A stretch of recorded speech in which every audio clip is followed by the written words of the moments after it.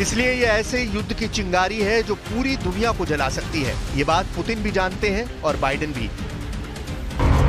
इस युद्ध के शुरू होने से पहले कई एक्टर शामिल हो चुके हैं। एक तरफ ईरान बनाम इजराइल है तो दूसरी तरफ बाकी एक्टर्स में अमेरिका है, रूस है, सऊदी अरब है, लेबनान है, इराक है, सीरिया है, यमन है।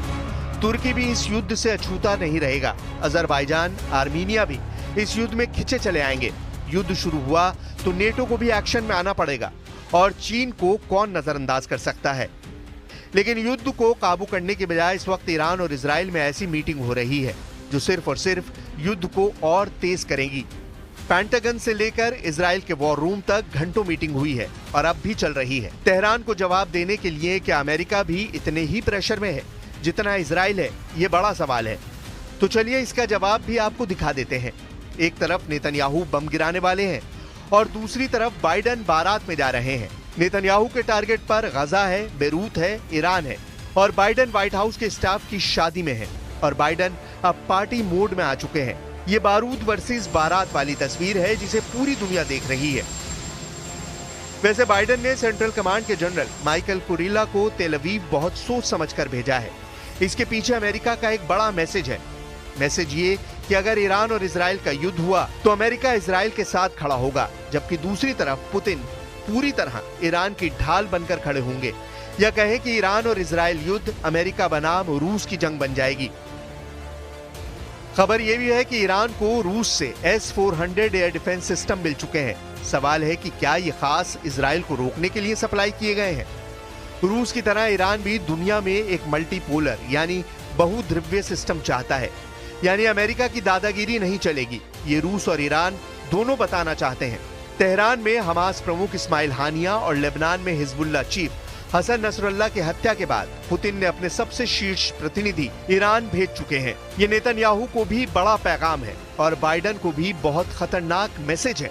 इजराइल अब कैसे वार करेगा और ईरान फिर कैसे जवाब देगा, इस दशक में दुनिया के लिए सबसे खतरनाक वक्त आ चुका है। 2022 रूस ने यूक्रेन पर हमला करके पूरे यूरोप को डरा दिया, अमेरिका तक घबरा गया। 2023 हमास ने इजराइल पर हमला करके पश्चिम एशिया का सबसे खतरनाक युद्ध छेड़ दिया। लेकिन 2024 सवाल है कि क्या ईरान और इजराइल का युद्ध हुआ तो वर्ल्ड वॉर शुरू हो जाएगी। यानी 2022 में तो दुनिया वर्ल्ड वॉर से बच गई। 2023 में भी गजा युद्ध के बाद विश्व युद्ध नहीं हुआ। ऐसे में क्या 2024 सभी जंगों का बॉइलिंग पॉइंट बनेगा और ईरान इजराइल युद्ध के साथ विश्व युद्ध भी शुरू हो जाएगा। مشورت‌های خیلی خوبی بین ما صورت گرفت. ابتکاراتی الان وجود داره توسط برخی از کشورهای منطقه و برخی از کشورهای فرامنطقه. ما به مشورت‌های خودمون با اون کشورها ادامه خواهیم داد. عملی یک عکس‌العملی خواهد بود از سوی ایران به صورت متناسب و مشابه.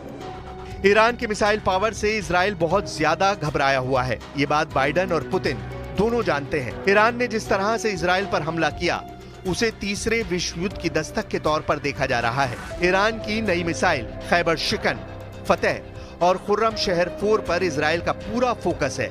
ये टेक्नोलॉजी के मामले में ईरान की बहुत ही खतरनाक मिसाइल मानी जाती है।